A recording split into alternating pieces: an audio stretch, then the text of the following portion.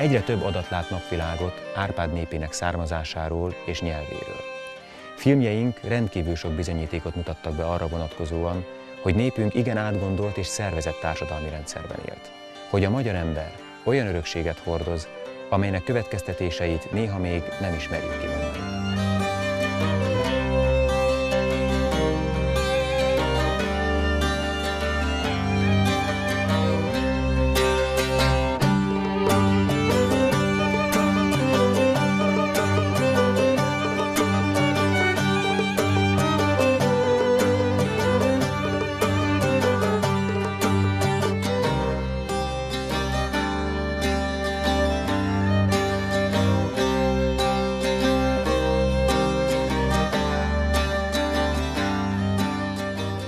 Általában nagyon sokan felszokták tenni azt a kérdést, hogy Szent István korában miért volt olyan gyors és átható a keresztény vallásra való áttérés. Na most erre azért nagyon gyorsan és pillanatok alatt lehet válaszolni, hiszen úgy tűnik, hogy itt nem egy pogányos vallásból kellett fordulni a keresztény vallás felé, hanem ahogy a honfoglaláskori régészeti emlékek is nagyon szépen bizonyítják, az árpádi honfoglalás idején a magyarságra jellemző vallásos világ az éppen a kereszténység volt. Anonymus világosan leírja, hogy az ázsiai szkítiában, most saját szavaimmal mondom, de egy biztos, hogy megközelítőleg így fogalmaz, hogy az ázsiai szkítiában még mielőtt álmos vezér és fejedelem irányításával Ázsia kellős közepéből, a Tarim-medence irányából megkezdték volna a kivonulást az európai szkítiába, az európai őshazába, a Kárpát-medencébe,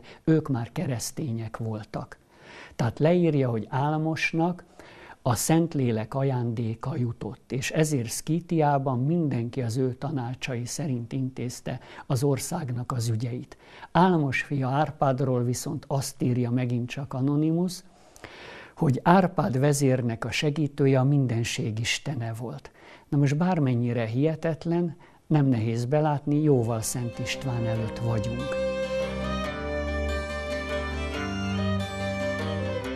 Igen ám, de mi a helyzet őseink hitével? Mi az igazság e tekintetben? Hiszen úgynevezett pogánylázadások bizonyosan voltak, de vajon milyen volt a hite azoknak a magyaroknak, akiket ma pogányoknak hívunk? Magyar krónikák, magyar régészeti emlékek nem tudnak olyan Szent István előtti, hogy úgy mondjam, kicsit ilyen keresgélő, pogánynak tűnő, szertelen és szertágazó vallásos életről, ahogy nekünk azt újabban megpróbálják beállítani. Ilyenkor felmerül a kérdés, hogy hol találkozunk Jézussal. És ugyanebben a műven érdekes módon Szent Istvánnál jelenik meg Jézus. Tehát lehet érzékelni, hogy a keresztény vallás az vitán felüláll, itt egyetlen egy kérdés merül fel, hogy van-e olyan nép a világtörténelemben, amelyik népként végig meri járni azt az utat. Ez erkölcsi tartás és hihetetlen nagy lelki tartalékokra, nagy lelkűségre, bátorságra, hitre, fényre van szükség és szeretetre, hogy az ember népként, hát ez paradoxon, hogy az ember népként, de ez azt jelenti, hogy egy nép nemzedékről nemzedékre azt az utat fogja végigjárni, amit Jézus a maga 30-33 éve alatt megtett ezen a földön.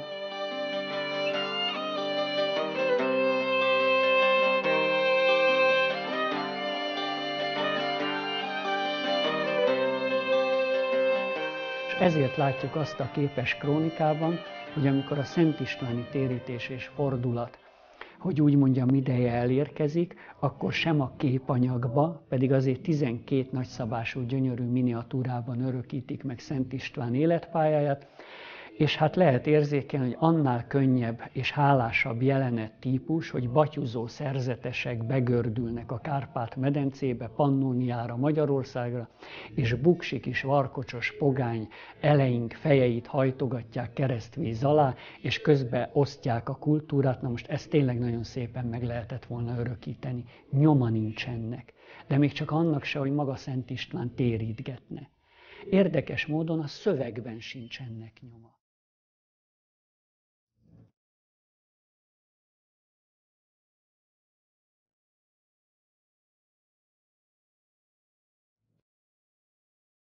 valóban a régi magyar pogányság, úgynevezett pogányság, ami egyébként falusit jelent, értelmetlen kifejezés, sokkal közelebb állt az igazi jézusi kereszténységhez, mint amit azóta annak hirdetnek, vagy tartanak. Ez ugye hát meggyökeresedett itt 1000 évi uralom után, de igazából nem hozott megoldást. Tehát látszik a világ jelenlegi állapotán, hogy hova vezetett ez az út. Tehát, mert ez tévút, ez nem a jézusi út.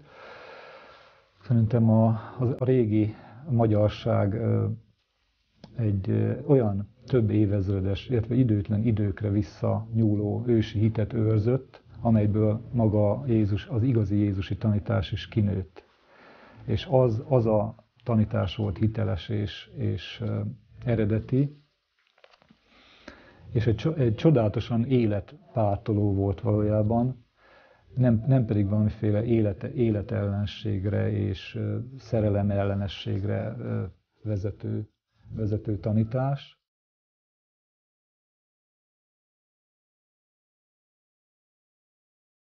Ahogyan Jézus tevékenysége, tanítása a zsidóság körében botránykő volt, az európai népek koszorújában, itt a Kárpát-medencében a mi jelenlétünk, a mi erkölcsünk, a mi gondolkodásunk is nagyon sok esetben botránykő, még a saját népünk egyes fiai számára is. És tulajdonképpen, ha belegondolunk, a magyarságnak ez a sorsa, ez a sajátossága, ez a mentalitása, ez gyakorlatilag 1945-ig jellemzi Magyarországot, hiszen Horthy Miklóst kötik ezek a magyar szabályok. Hűséget és tisztességet feltételez abban a világban, ahol már nincsen hűség és nincsen tisztesség. Minden bibliai esemény közül a magyar hagyomány a 3 királyok történetét őrizte meg a legélénkebben. Egyes vidékeken járva, a régi betlehemeseket figyelve, az embernek az az érzése, mintha egy tipikusan magyar történetet mesélnének el.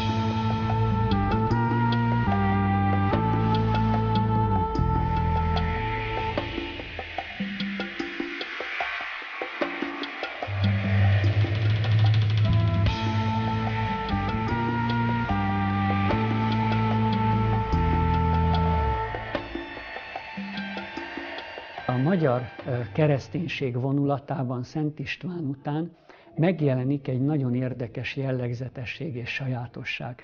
Például a 3 királyoknak a kultusza Kárpát-medencében annyira virágzik, és annyira eleven, és annyira átható, hogy egyetlen egy európai, de még kis-ázsiai keresztény ország sem vetekedhet azzal hogy úgy mondjam, lendülettel, szellemiséggel, áhítattal, hogy Magyarországon a 3 királyokat tisztelik. Egyébként a görög nyelvű evangéliumokban, ott Máté evangéliumára lehet hivatkozni, ott a mágus szó szerepel. Tehát ők napkeleti bölcsek, akiket mágusoknak hívunk, és igazából csak annyit lehet tudni, hogy ők keletről érkeznek. Úgy Attila király idején, tehát Jézus születése utáni 5. század tájékán járunk, a 3 királyoknak a kultusza elkezd valami határozott formát ölteni. Tehát megjelenik az egyházművészetben, megjelenik egészen más területeken is, és elkezdik őket nevesíteni. Tehát az öreg királyt hívják Gáspárnak, a középkorút hívják Baltazárnak, és az ifjú királyt Melchior Menyhértnek nevezik. Na most ez miért lényeges a mi szempontunkból? Azért, mert Váradon, tehát ez Szent László váradáról van szó, ahol az ő testét őrizték a középkor évszázadaiban, Nagy Lajos király idejében és Zsigmond idejében, tehát 2 lépésben Szent Lászlónak és a 3 királyoknak, a 3 magyar szent királynak szobrot állítottak. Most ezek a szobrok, a gyalogos szobrok és a lovas szobrok annyira hatalmasak, monumentálisak és lélegzetelállítóak voltak, hogy gyakorlatilag a világtörténelem legnagyobb csodáiként tartották számon. Ezt azért nem árt tudni, hogy nem csak Szemrámész függőkertje, vagy éppen a piramisok jelentették mondjuk ókor óta a világ nagy csodáit, hanem a magyar király szobrok és a Szent László lovas szobra Váradon. Ezek a szobrok olyan 2-3-szor nagyobbak voltak, mint egy átlagos emberi méret, színarannyal voltak bevonva, a szemek helyen olyan drága kövek voltak, amelyek éjszaka is világítottak. Na viszont miért érdekes a históriánk szempontjából mindez? Azért, mert Szenci Molnár Albert, aki a zsoltáros, aki jár Váradon, ő látja ezeket a szobrokat. És leírja, hogy a váradi nép közönségesen a 3 királyoknak tekintett mágusokat tiszteli. Igen ám, de nem már tudni, hogy ott nem a napkeleti bölcseknek állítottak szobrot, hanem Szent Istvánnak, Szent Imrének és Szent Lászlónak. És Szenci Molnár Albert azt írja, hogy a váradi nép, és hát tulajdonképpen a középkori magyar kereszténység a 3 magyar szent királyt azonosította a 3 bibliai királlyal. Nagyon fontos sajátossága a magyar hagyománynak egy 3-as, egy férfi 3-as. Mégpedig Szent István, Szent Imre és Szent László, illetve jobb ezt fordított sorrendben mondani, ahogy a képciklusokon szoktak szerepelni, Szent László, Szent Imre és Szent István. Azért fontos ez, mert nagyon könnyű azonosítani az attribútumaik nyomán ezt a 3 szentet, mert nem csak 3 szent királyt, hanem 3 életkort, 3 életkor archetipikus megnyilvánulását tárja elénk. Szent László az érett férfi, Szent Imre az ifjú, és Szent István az idős férfi.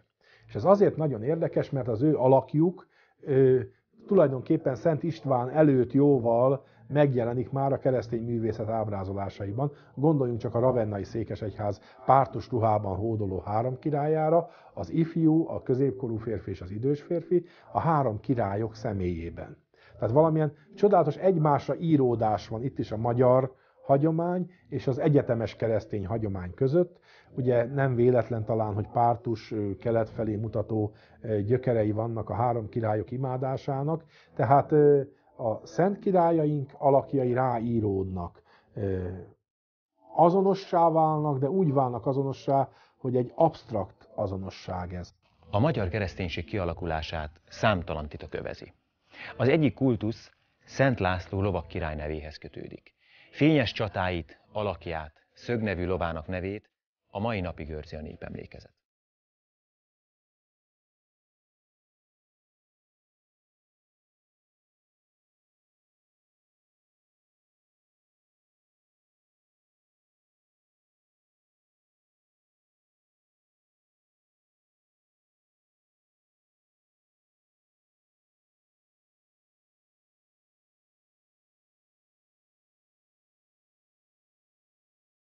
A magyarság az utóbbi 1000 év során mindig várt vissza egy nemzeti megváltó királyt, akiről úgy gondolták, hogy halhatatlan, és csak elrejtezett valahol, és elő fog jönni. És Szent Lászlóra gondoltak elsőként, hogy ő volt az, ezért fűződik sok legendánk Szent Lászlóhoz, vagy mint Tátos királyhoz. Tátosnak tartották ugyanúgy Mátyás királyt, és még Rákóczit is.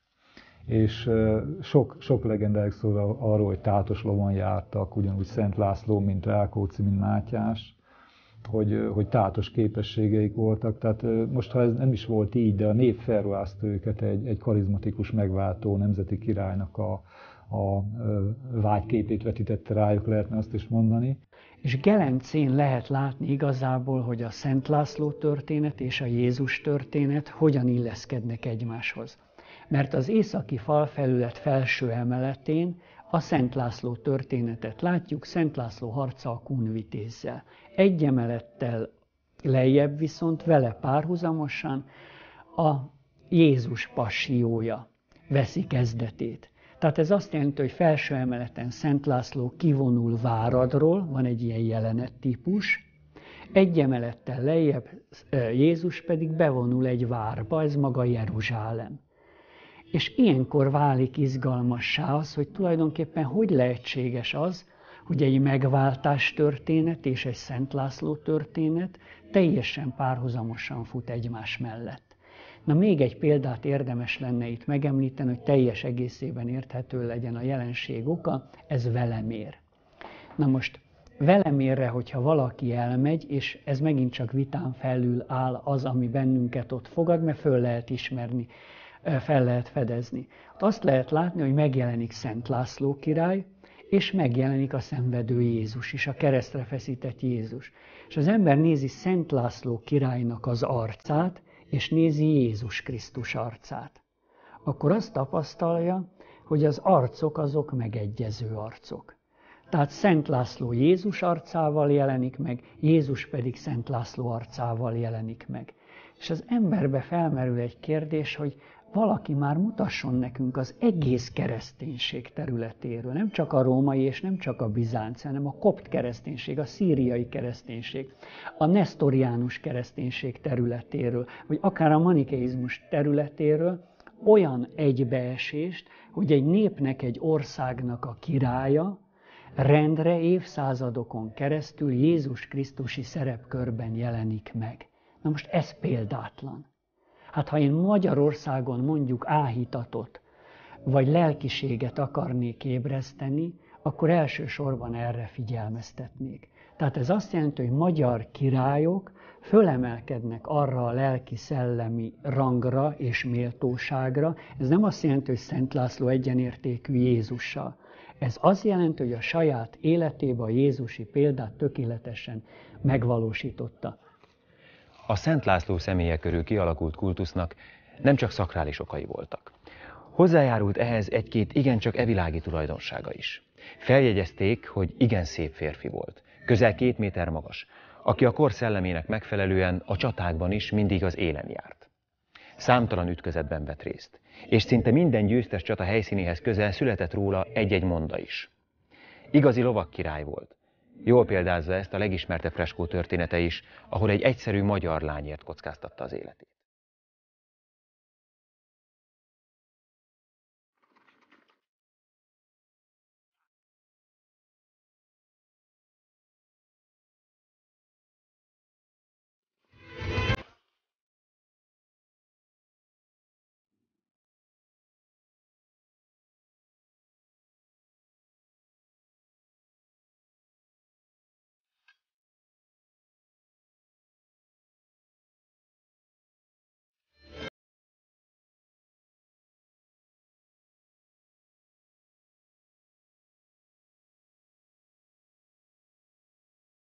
Számunkra, magyarok számára ezek a szentelő hősök nevesítik meg a világot.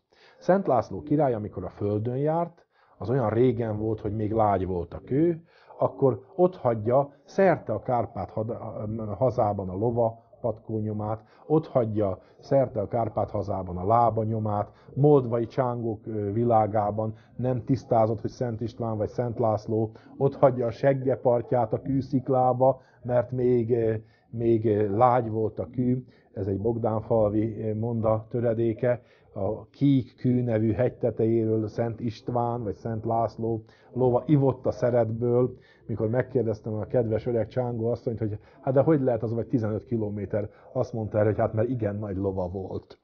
Na most nyilvánvaló, hogy ezek a hagyományok abba a körbe vezetnek el bennünket, hogy ezek a szentelő hősök a káosz kozmosszá tevői.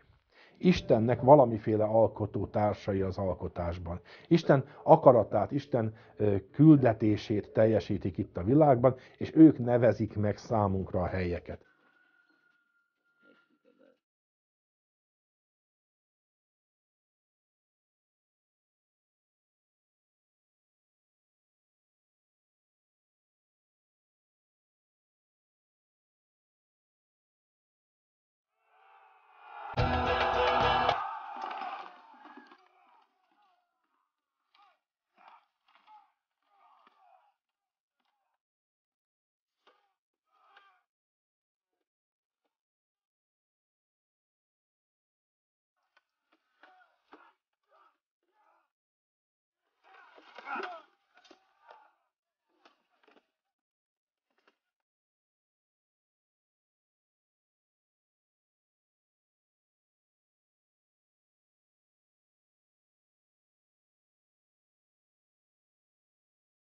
Szent László alakja, történelmi személye az, aki mind fizikai valóságában, mind családi hátterében alkalmassá tette őt arra, hogy az az eszmény, ami egyrészt a az ősi keleti, és most a keletinél nem csak a belső ázsiai, hanem mondjuk a közel-keleti, déli területekre is gondolok, eszményt sűrítheti magába. Tehát ő arcában, a magyar hagyományban, és mondjuk a magyar piktúrában, a festészetben, a templomfreskókban, de akár a kódex művészetben is Krisztus arcának a hordozója. És ezt a krisztusi valóságot jeleníti meg számunkra. Tehát ő az, aki Szent Istvánt oltárra emeli, saját emberi, saját családi kötődését háttérbe szorítja a szakrális, a szent cél érdekében. Táltos királyunk ilyen módon, teljesen önmagát adja, teljességét, lénye teljességét adja oda. A magyar táltos legfontosabb jellemzője az, hogy teljes önfeláldozással él. Ezért nem akarják a gyerekek vállalni a táltosságot, ezért félnek tőle, mert általuk, velük teljesül az a bibliai ige, hogy aki az eke szarvára tette a kezét, az nem nézhet hátra. A magyar táltos ingyenesen adja Isten kegyelmeit, ami az ő személyiségén keresztül szűrődik ebbe a világba. Na most Szent László ez a fajta táltos királyunk, egy táltos dinasztia, táltos fia, aki megküzd, tulajdonképpen nagyon fontos kérdés a Szent László kultuszban, hogy kivel is. Mert ki a kun? És ha az ember elkezdi vizsgálni mondjuk a freskóinkat, akkor rá kell döbbennünk, hogy a kun is mi vagyunk. A kunok is a mi sötét felünket valósítják meg ebben a hagyományban, és önmagunkkal kell elsősorban megküzdenünk ahhoz, hogy ezt a tisztaságot, ezt a szüzességet, ezt az életminőséget, ami a jövőnek a záloga, ezt meg tudjuk menteni.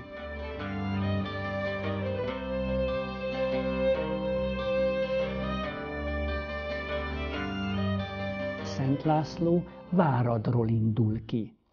Na most Várad a magyar nyelvben beszélőnév. Ez nem csak egy történelmi Váradot jelenti, hanem azt a Váradot jelenti elsősorban, amit mi úgy tudunk mondani, hogy a te várad. És amennyire a te váradat jelenti most ebben az esetben, ez azt is jelenti, hogy a véred a saját várad. Tehát a magyar nyelvben hangalaki úton a várad és a véred, azok tényleg összetartoznak. És hát itt válik az egész Szent László história rendkívül izgalmassá, mert ő egy vérvonalon érkezik meg. Tehát a kunnal való drámai küzdelménél is azért folyik a vér, mert ezt a túlhajtott, bővérű dolgot egy kicsit vissza kell fogni, le kell csapolni. És ami viszont történik magával a kunnal, a székelyderzsi freskón lehet nagyon szépen látni, hogy ott, mert felmerül a kérdés, hogy ilyen jelenet sor hogy kerül be keresztény templomok fő, hogy úgy mondjam, képi világába. Ez gyakorlatilag egy megváltás történet. És hogy mi történik itt a kun esetében, Székelyderzsen tényleg nagyon szépen megmutatkozik, mert végig úgy ábrázolják őt, hogy egy ilyen felfújt arcú, piros posgás, bajuszát így felfelé pödri, tehát ha valaki ránéz, azonnal látja, hogy ez az élveteg embernek az arcvonásait idézi meg. Amikor viszont a lefejezés jelenethez elérkezünk, akkor a kun arca megváltozik. Eltűnik ez a bizonyos felpuffadt, vérmes és bővérű arc, az arc az átlényegül, megszelídül és gyönyörű szépségűvé válik. Magyarul szellemi szinten megtörténik a megváltás. Ha a jézusi utolsó vacsora történetét elemezzük és átfordítjuk hétköznapi nyelvre, egy vérszerződés leírását láthatjuk.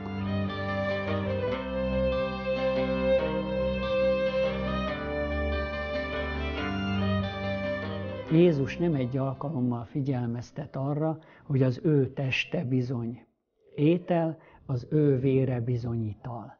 Most az ember viszont nem érti, hogy most miért beszél ő a megváltó arról, hogy az ő teste ugyan mitől étel, és mitől ital, a vére.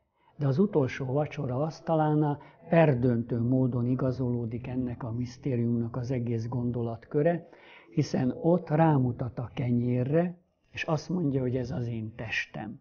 Rámutat a borra, és azt mondja, hogy ez az én vérem.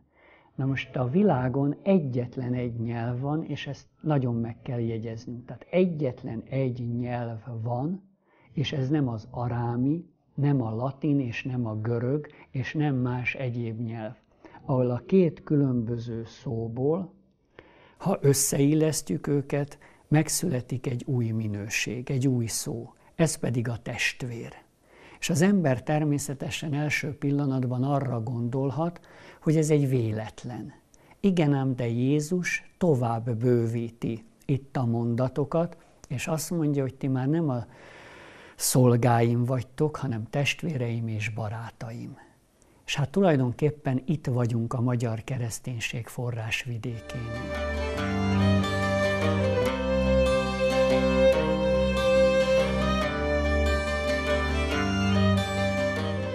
Ez korán sem azt jelenti, hogy Jézus magyarul beszélt, tehát itt nagyon észnél kell lenni, és oda kell figyelni bizonyos jelenségekre, hanem azt jelenti, hogy mi tökéletesen értjük magyar nyelven Jézusnak a legtisztább üzeneteit. És éppen ezért a magyar nyelvet nagyon meg kell becsülnünk. Viszont, hogyha én ennek a szertartásnak az eredőjét, az utolsó vacsora szertartásának eredőjét keresem, akkor éppen az ő szavai alapján rá lehet találni arra a közös forrásra, ami bennünket és Jézus életpályáját összeköti. Ugyanis ezt nevezik olyan fajta vérszerződésnek, aminek már az ókorban ez a neve, hogy testvérbarátság, és ez érdekes módon ókorban egyetlen egy nép, hogy úgy mondjam, vallásos világához tartozott hozzá, és ez pedig a szkíta volt. A magyarságot pedig még a 19. században is. Nem csak mi magunk nevezzük szkítának vagyis szitjának, hanem bizony a bennünket körbevevő népek is, és maga a római pápa is.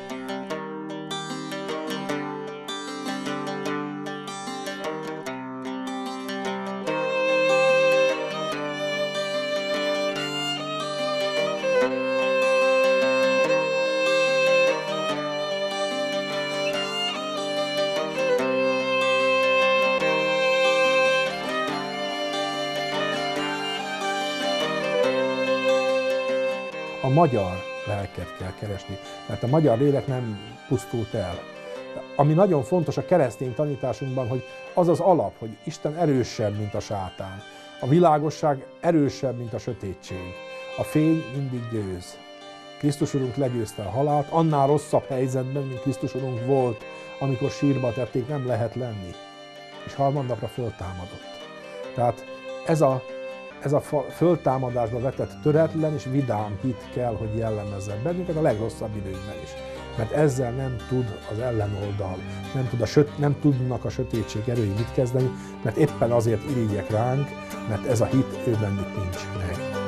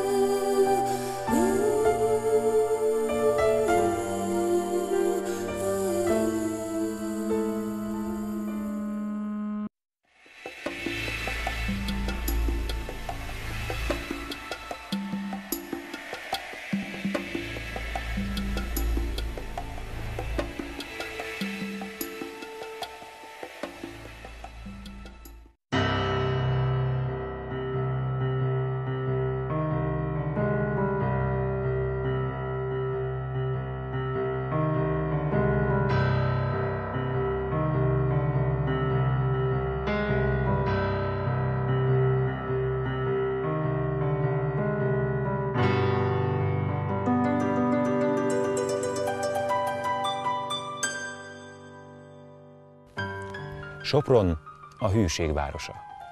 Ezt a felemelő állítást minden magyar ismeri, de azt, hogy egy népszavazás után a már elcsatolt Sopron és környéke hogyan maradhatott mégis magyar, azt már kevesen tudják. Pedig a népszavazás, az azt megelőző nyugat-magyarországi felkelés és az abban résztvevő fiatalok, parasztok, egyetemisták, katonatisztek, a magyar hazafiság egyik legdicsőbb fejezetét írták hazánk történelmébe, még akkor is, ha ezt a történetet sokáig elhallgatták. A trianoni békediktátum kegyetlensége Magyarország lakosságát elkeserítette, a volt szövetséges Ausztria területi követelése pedig egyenesen felháborította. 1921.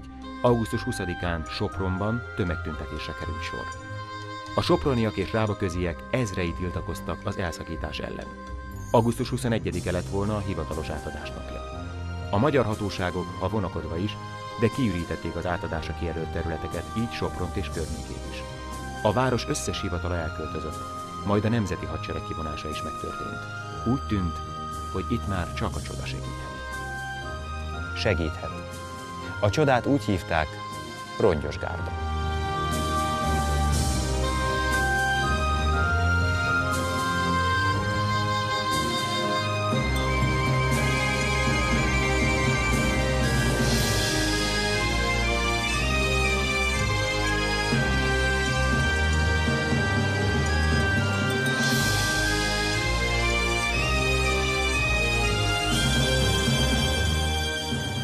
A Rongyos Gárda 1919. áprilisában alakul meg az Alföldön, Héjas Iván vezetésével. Héjas Iván az a férfiú, akit évtizedeken keresztül csak becsméreltek ebben a hazában. Héjas Iván első világháborút járt főtiszt, magyar királyi repülőfőhadnagy. Ő az az ember, aki a testőrségével, bosnyákokkal és az Alföld magyarjaival, kecskeméti gazdalegényekkel, azokkal a férfiakkal, akik rengeteget szenvedtek a Samuelli-féle vörös terror alatt, alakítja meg a Rongyos Gárdát. Nem titkolt céllal, a haza integritásának, területi épségének védelmében szerveződik meg a Rongyos Gárda. Augusztus 28-án a történelmi határt több helyen osztrák csendőr alakulatok lépték át. Az egységek lőfegyverekkel, géppuskákkal voltak felszerelve. Őket rezesbandás, vöröszászlós fegyveres tömeg követte. Ágfalvánál azonban a francia Kismihály, Kaszala Károly és Maderspak Viktor parancsnoksága alatt álló irreguláris erők meglepetésszerű puskatűzzel visszavetették az osztrákokat. A kibontakozó tűzpárbajban hősi halált halt Baracsi László, kecskeméti gazdalegény. Nevét ma már utca őrzi, az Ágfalvi temetőben helyezték örök nyugalomra, halála helyén pedig emlékmű hirdeti önfeláldozását a hazáért. 1921. augusztus közepén a Rongyos Gárda elhatározza, hogy a legnagyobb titokban felvonul Sopron alá, hiszen a trianoni békeszerződés 1920. június 4-én Magyarországtól elszakította az úgynevezett nyugat-magyarországi területeket is, beleértve Sopron és környékét, Sopron és 8 falut. 1921.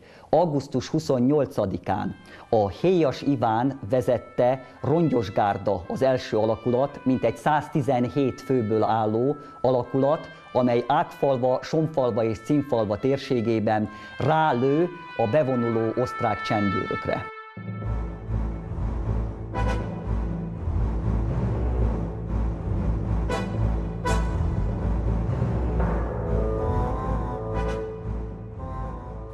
Ettől a pillanattól kezdve Ágfalva világeseményé válik, mert mind a német, mind a svájci, sőt az amerikai lapok is tudósítanak ettől a pillanattól kezdve, hogy beszüntette a hivatalos magyar kormány Nyugat-Magyarország kiürítését, ott kitörtek a felkelő harcok. Ez volt az első ágfalvi összecsapás. A felkelők még Robert David, Burgenland újdonsült kormánybiztosát is elfogták. A Vas megyei Pinkafőnél 20 felkelő a helyi horvát lakosság segítségével több mint 200 osztrák csendőrt vert ki a faluból. Ugyanaznap kiszorították őket Felsőőr, Alhó, Fraknó, Németgyírót községekből is. Kezdetét vette a másfél hónapig tartó nyugat-magyarországi fegyveres felkelés. A felkelő hadseregben ott küzdöttek a soproni főiskolások és diákok, a magyaróvári gazdászok, a pesti műegyetemisták, az Alföld, a Felvidék és Erdély magyarjai. Ez a felkelés vezetett el a soproni népszavazáshoz. De hogyan szerveződött ez a hazafi sereg? Kik voltak ők valójában? A nyugat-magyarországi felkelő harcok és a Nyugat-Magyarország megmentése legalább 4 szálon indul el. Az egyik legerősebb szál kezdetben a Rongyosgárda, Héjas Iván és Maroknyi magyar csapata, kecskeméti gazdalegények, felvidéki menekültek, erdélyi menekültek, székelyek és bosnyákok vannak köztük. De velük párhuzamosan ugyanúgy szerveződik az ellenállás. A Selmecbányáról Sopronba menekült akadémisták és főiskolai hallgatók, a kisebb gimnazisták, sárvári, szombathelyiek ugyanúgy be akarnak állni felkelőnek, sőt Sopron városában is van egy csoport, amely azon dolgozik, hogy Sopron ne kerüljön osztrák megszállás alá.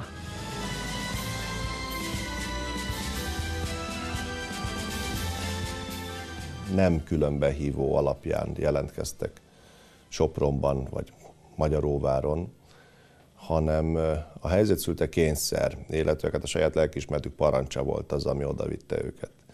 A felkelésben elsősorban vagy a Héjas Iván által már korábban megszervezett Kecskemét környéki rongyosgárdisták vettek részt, vagy pedig a Selmecbányáról a határok, az új határok megvonásával menekülni kényszerült diákok, bányamérnökök, erdőmérnökök, illetve magyaróvári gazdászhallgatók. Amilyen szervezkedés vagy előkészítés Nyugat-Magyarország védelmére, amiről tudunk, az összességében annyi volt, hogy már tavasszal a magyaróvári gazdászhallgatók aláírattak a társaikkal, már aki hajlandó volt természetesen aláírni, egy-egy olyan kérvényt vagy papír, ami arról szólt, hogy területi változások esetén az ország további megcsonkítása ellen az adott hallgató hajlandó-e fegyverrel is fellépni, vagy fegyveres harcot is vállalni. Nagyon sokan ezt aláírták már, és amikor aktuálissá vált, azaz megjelent az Antant farragasz, ami szerint Nyugat-Magyarország átadatik Ausztriának, akkor kaptak Magyaróvárról ezek a legalábbis aláírásukkal saját magukat elkötelezett hallgatók egy értesítést levélben, nemes egyszerűség a postai úton, amiben az szerepelt, hogy gyertek Magyaróvárra, mert szükség van rátok. A létszáma a Rongyosgárdának folyamatosan emelkedett.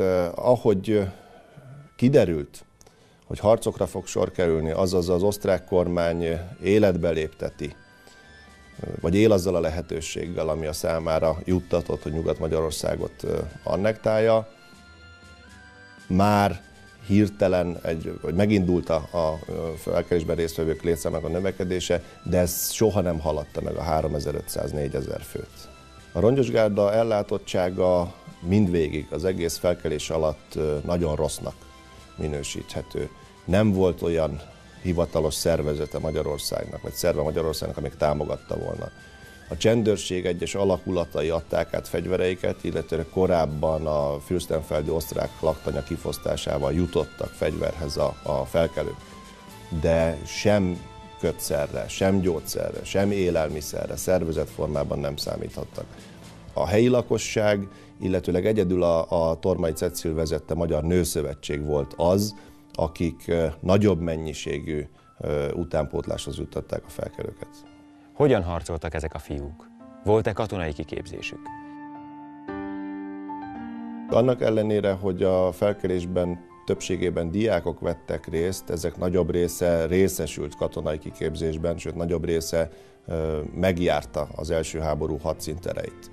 Többségük önkéntesként jelentkezett a frontra, és amikor hazatért, akkor kényszerült tudomásul venni azt, hogy mondjuk az eredeti alma mátere, Selmecbánya már nem tartozik Magyarországhoz. Ilyen szempontból problémát a katonai képzettségük nem jelentett. A tisztjeik sorában pedig kiválóan képzett katonák, sőt olyanok harcoltak, akik nem csak kiválóan képzettek voltak, hanem már a háború során is bebizonyították, hogy a magyar tisztikar színe javához tartoznak. Ilyen Kaszala Károly pilóta, akit többszörösen kitüntettek aranyvitézségi éremmel. A nyugat-magyarországi úgynevezett felkelő hadsereg 5 hadseregből áll, a legnagyobb létszám sem érte el az 1500-at, tehát 21. október elejére. Egy igazi hazafias megmozdulás zajlik le itt Nyugat-Magyarország területén, a Fertő északi részétől egészen a Vasi részig, azzal, hogy Ausztria is részt kívánt a koncból, és jelentkezett osztozásra, egy kurucos hangulat vesz erőt az akkori fiatalokon, és rajtával rohamozzák a helyenként náluk 4-5-ször erősebb bevonuló osztrák csendőr alakulatokat. Özönlik az ország fiatalsága a nyugati határszél felé. A pályaudvarokon a csendőrség csak ímmelámmal igazoltat, de sokszor odasúgják, jaj, de szívesen mennénk mi is veletek. 1921. szeptember 7-én az osztrák megszálló erők terve az volt, hogy csatlakozásra bírják Sopront. El akarták foglalni a kutakat, hogy így kényszerítsék a várost megadásra. Ágfalván mintegy 450 osztrák csendőr állomásozott, várva a támadási parancsot. Az kifejezetten felháborító, hogy pont a szövetségesünk, akivel válvetve harcoltunk az első világháborúba, sőt bizonyos nézetek szerint miattuk kerültünk bele, miattuk halt meg több százezer magyar katona. Tehát ez a szövetségesünk, Ausztria, még kap is területet tőlünk. Ennek megvan az oka, hogy miért kapták, miért adták neki, és ez kiverte a biztosítékot. De kiverte a biztosítékot már az is, hogy elcsatolták Felvidéket, Erdély, Délvidéket, de ez valahogy ezzel betert a pohár, és ami akkor nem jött össze, hogy egy jelentős ellenállás bontakozzon ki, akár fegyveres szinten, ez most egyik percről a másikra megvalósult. A magyar kormányzat nem engedhette meg magának, hogy nyíltan támogassa magát a felkelést és a felkelőket, tehát felállított csendőrkordonokat, állandó igazoltatások voltak a keleti pályaudvaron és más vasútvonalakon, illetve a vonatokon is, és azok, akikről úgy látták, vagy úgy érezték, hogy egy bizonyos cél érdekében tartanak nyugat felé, és ez a bizonyos cél a felkelés volt, azokat leszállították, majd nem csukták őket fogdába, hanem félrenéztek, és akkor az illető meglépett. Többnyire ez történt. Hát aztán voltak esetek, amikor visszavitték őket Budapestre, mert ez mindig a helyzettől függött. Tehát a nyugati, az Antant hatalmaktól, főleg a Kis-Antantól folyamatos volt a vád, hogy a kormány is benne van nyakig, és minden megtesz a felkelők támogatására, ezt erősítették főleg az osztrák újságok, a szociáldemokrata párt újságjai, azonban ez nem teljesen volt így, igenis azért megvolt a dupla csendőrkordon igazoltatások, és időnként olyan személyeket is lekapcsoltak, akik talán még a felkelés ügyének is ártottak volna, mert túlságosan elvakultnak, ismerte őket a kormányzat. A magyar kormánynak nagyon óvatosan kellett viszonyulni ehhez a kérdéshez. Én itt megemlítenék egy nevet, kitűnő történész volt, Fogarasi László, aki maga is a Felvidéken született. Ő kutatta ki a Magyarországos Levéltárban, hogy tulajdonképpen a nyugat-magyarországi felkelés előkészítője a legnagyobb titokban a Bethlen kormány. Csak a magyar kormánynak annyira vigyázni kellett, annyira titkolni kellett ezeket az eseményeket. De Bethlen, az erdélyi arisztokrata valósággal felfortyan az egyik minisztertanácson, ahol jelentik, hogy Ausztria, a Vörös Ausztria, mert ekkor szociáldemokraták kormányozzák Ausztriát, nem akar sem belemenni a terület megosztásában, sem a gazdasági koncepciókba, nem akar tárgyalni velünk, és maga Bethlen mondja ki a minisztertanácson, akkor döntsön a fegyver. A közrend fenntartásával a kormány Ostenburg-Moravek Gyula őrnagyot, a második országos csendőrzászlóhely parancsnokát bízta meg. Ostenburg-Moravek Gyula ezredes rangját 4. Károlytól kapja. Amikor az úgynevezett nyugat-magyarországi felkelés kitör, még csak őrnagy. Kismartonban állomásozik csendőrzászlóaljával. Azt a parancsot kapja, hogy vonuljon vissza Sopron felé. Csak az ő számára átadott parancs, ami Sigrai Antal kormánybiztostól származik, csak ők ketten tudják, hogy milyen konspirációban vesznek részt. Az akkori Sopron lakossága és Sopron vármegye és a nyugati részek azt hitték, hogy el vannak veszve. Ostenburg csendőrzászlóaljának hátravonása a rongyosokkal párhuzamosan történik, hiszen a rongyosok egy részének és a felkelő diákoknak még fegyverük sincs, és ők, az Ostenburg zászlóalj lesz az, amely átadja fegyvereit például a második ágfalvi ütközetnek.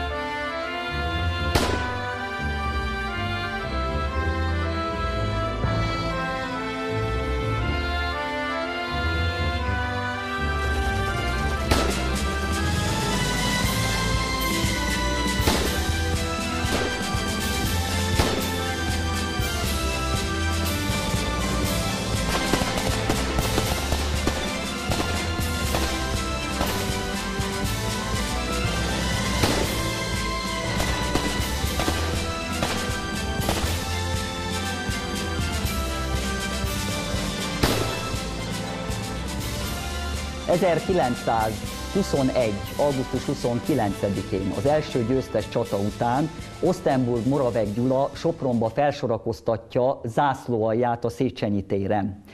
Vele szemben gróf Sigrai Antal, Nyugat-Magyarország kormánybiztosa várja a jelentést, hogy mi történt tegnap, és magyarázza meg az eseményeket. És Ostenburg-Moravek Gyula, a Galíciát járt frontkatona, Marosvásárhely szülöttje, kihirdeti, hogy mindenki hallja a Széchenyi téren, hogy amíg él, zászlóaljával nem hagyja el Sopront. Legérdekesebb mozzanatai a nyugat-magyarországi felkelésnek, hogy Ostenburg-Moravek Gyula mindkét ágfalvi csata esetében a felelőtlen, rongyos, inzurgens elemeket összeszedeti, bepakolják őket a marhavagonokba, de ezek a marhavagonok már a soproni Kurucdomb alján lassítanak, abból kiugrálnak a felkelők, és már a következő napon huszáros rohamot intéznek az osztrák csendőr alakulatok ellen. A felkelés egyik legismertebb katonai vezetője Prónai Pál volt, aki diplomáciai megfontolásból létrehozott egy mini államot. Prónai Pál pedig Lajtabánság-bánya lesz, 1921. október 4-én kiáltják ki Felsőörött az önálló Lajtabánságot. Lajtabánságnak külön postahivatala, külön bélyege volt, mint egy kis állam az államban, de Prónai visszaemlékezéséből tudjuk, hogy tulajdonképpen az első adandó alkalommal Lajtabánság csatlakozott volna a Magyar Királysághoz. Azzal, hogy létrejött az önálló Lajtabánság, tehát mint egy állam az államba, ez direkt azzal hozza létre Prónai Pál a bán és szűk vezérkara, hogy ez az új állam nincs hadban azzal az Antanttal, amely térdre kényszerítette Németországot és benne a Magyar Királyságot vagy Ausztriát. Prónai egy önfejű autoriter alkat volt, igazi katonatiszt, ahogy elképzelhetjük egy monarchiabeli katonatiszt stílusát, és hazafi. Hogy miért mondtam azt, hogy önfejű? Önfejű azért volt, mert gyakorlatilag a hatalmat is kijátszva külön hírszerző szolgálatot hozott létre, és akikkel kiutazott Bécsbe, illetve Grazba. És ott próbálta elkapni az oda menekült kommunista vezetőket. Több-kevesebb sikerrel, hogy hazahozza őket Magyarországra. Miben volt még önfejű? Hát tulajdonképpen a hatalom tudtával ő tárgyalt bajor és osztrák szélsőjobboldali körökkel egyfajta terveket szövegettek Közép-Európa térképének átrajzolására. Tehát megvoltak az elképzelései, jó csapattiszt volt, véleményem szerint viszont talán mondhatom azt, hogy nem volt annyira széleskörű politikai rálátása a nemzetközi eseményekre, tehát Bethlenék tartottak tőle. A magyarok harcolnak, az Antant tisztjei titkon bámulják őket. Az osztrák csendőrség annak ellenére, hogy többszörös túlerőben van, minden alkalommal meghátrál. Az osztrák csendőrség helyenként rendkívül erős, és 21. szeptember végétől már úgynevezett Volkswehr alakulatok is itt vannak.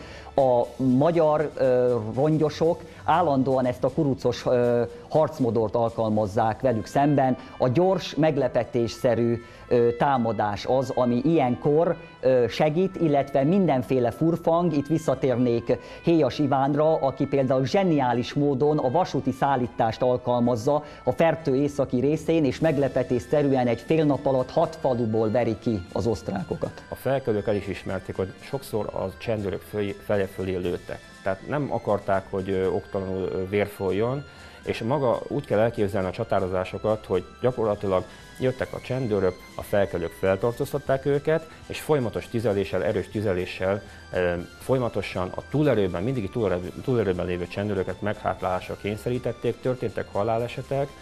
Én durva dolgokról nem tudok, annyi, hogy volt egy olyan eset, a nevét sajnos nem tudom a felkelőnek, aki megsebesült életveszélyesen, és az osztrák csendőrök halálra rugdosták. Tudni kell, hogy az osztrák csendőrség kötelékében szolgáltak szociáldemokrata, illetve kommunista érzelmű egyének is. Egyes híresztelések szerint felmerült az is, hogy magyar emigrált kommunisták is beálltak a csendőrségben.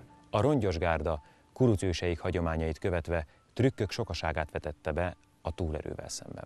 Egybehangzó szemtanúk állítása szerint az osztrák csendőrség akkor kezd menekülni, amit a bécsi lapok megírnak, hogy a magyar banditákat 2 ágyú támogatta. A 2 ágyú nem volt más, amit a rongyosok az udvarba felrúgták az esővizes hordót és belelőttek, és akkorát szólt, mint az ágyú. A magyar rongyosok azok és a felkelők, akik telefonon és egymás között elhíreztelik, hogy mondjuk lovasrohamot intézünk Szárazvám ellen. Egyre több beérkező osztrák csendőr van, akik várják a lovasrohamot, lejelentik Sopronban az itt állomásozó antanterőknek, és de Redon kapitány várja a híreket, hogy mi van a rohamozó magyar sorkatonásággal. Elnézést, téves a jelentés, az osztrák csendőröket az összeterelt tehenek rohamozzák meg, mert a magyar felkelők összeterelték a két község teheneit, és nekiindították rohamba az osztrák csendőröknek. És ettől a naptól kezdve az osztrákok már minden fát, minden bokort magyar csendőrnek látnak, és azok tesznek is róla. Vannak olyan előőrseik, amelyek 7-8 tüzet gyújtanak a Vulka partján, ezt az osztrákok összeszámolták, úristen, 8000 magyar erő áll szembe mondjuk 600 osztrák csendőrrel, azonnal kiürítenek újabb 5 falut. És a különböző furfangokból nincs megállás. Tehát olyan, hogy antantisztek tárgyalnak a Pinka mentén osztrák tisztekkel. Egyszer csak zúg a rajta, kézigránátok zuhognak az osztrákok közé, az antantisztek tátják a szájukat, már az autójuk is bele van borítva az árokba, és a herbanditák, ahogy a Nyugat-Magyarország német lakossága nevezi ezeket a magyar fiúkat, már el is fogtak mindenkit. Elfogják a postabuszt, és azzal megy a szállítás. Arra száll föl 15 fiú, és már megy a következő falu felé. Olyat csináltak, hogy akinek nem volt katonai puskája, azzal a vadászpuska csövét bedugatták a függőeres csatornába, ami a ház oldalán az esővizet szolgál levezetni, és abba lőtek bele, mert ezáltal egy ilyen döbbenetesen tömör hang keletkezett, amiből az osztrákok úgy vélték, hogy a magyaroknak még tüzérségük is van, ami nekik se volt, meg valójában a magyaroknak sem. És ez megállította, ez a hang is elég volt ahhoz, hogy megállítsa őket, hiszen ágyúval nyilván nem tudnak kézi fegyverekkel szembeszállni. Tehát apám ezekben részt vett, és hát azért sok olyan apróságot elmesélt nekem, ami a mindennapi akkori életükben volt, hogy gyakorlatilag nem volt pénzük, nem volt ruhájuk, soknak a bakancsa lukas volt, mert már a háborút megjárta vele. Tehát egy eléggé megszolgálták, rászolgáltak arra a névre, hogy Rongyos Gárda. Nem véletlenül volt ez a nevük valószínű az apám elmesélő alapján, mert hát tényleg nem volt egy fényesre csiszolt, elegáns hadsereg az övék, csak a magyar nemzeti célokat akarták szolgálni, és ilyen körülmények között is hajlandók voltak sokakkal ellentétben.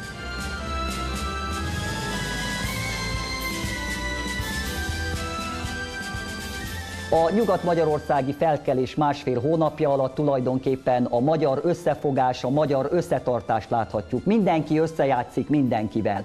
Vitéz Jákfai Gömbös Gyula Budapesten szervezi a nyugat-magyarországi felkelés utánpótlását. Bethlen állandóan, ugye mint magyar miniszterelnök óvatosságra int. De a magyar vasutasok ugyanúgy ott harcolnak a felkelőkkel. Például a második ágfalvi csata idején szombathelyi vasutasok és bosnyákok rohamoznak a rongyosok és a főiskolások mellett.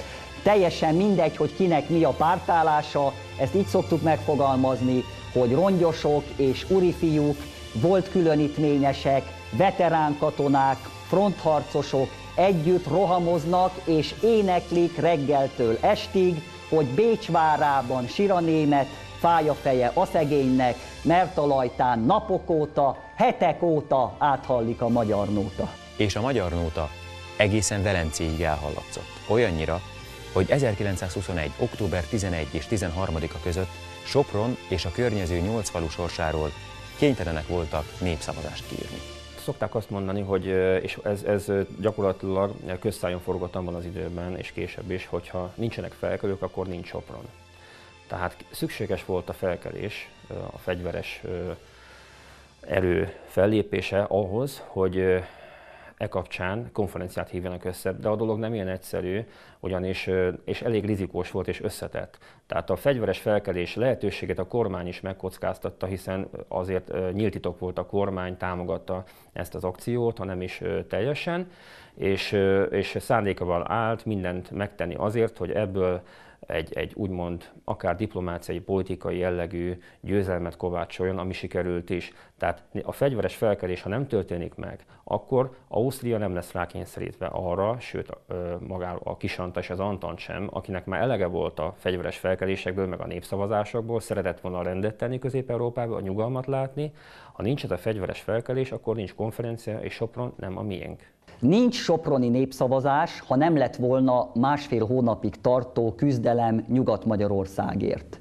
Sopron helyzete sajátos. Ez a város az 1910-es népszámlálás szerint 51-52%-ban német ajkú, tehát a magyarság kisebbségben van. Vitéz dr. Házi Jenő, Sopron főlevéltárosa 1931-es tanulmányában bebizonyította, hogy Sopront a német ajkú pontszichterekek mentik meg a hazának.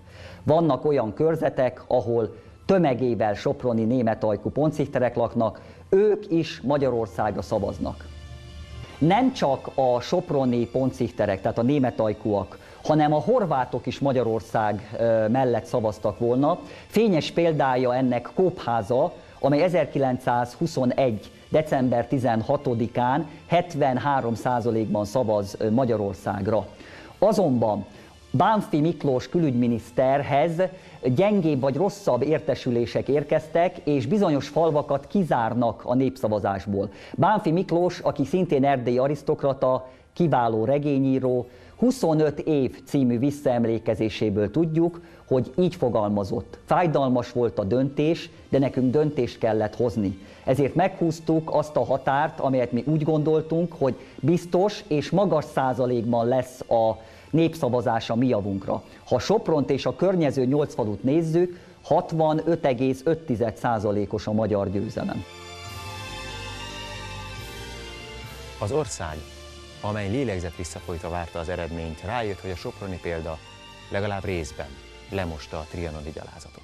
Kitörő örömmel fogadja a békjogba vert Magyarország. Sopron és környéke az az első eredmény, amely halálos csapást mér a trianoni békediktátumra. Itt szakadt szét a trianoni bilincs, és Sopron és környéke lenne az a felkiáltójel, amely, hogyha az Antant igazságosabban járt volna el a legyilkolt, meggyötört, bilincsbe vert Magyarországgal, Sopron az örök példa a maga 48%-os magyarságával, hogy hogyan történhettek volna népszavazások az elszakításra ítélt más vidéki városaink esetében, egy őskoronázó Pozsony, egy magyar Párizs, Nagyvárad esetében, vagy ahol Rákóczi-Hamvai és édesanyja Hamvai nyugszanak Kassán.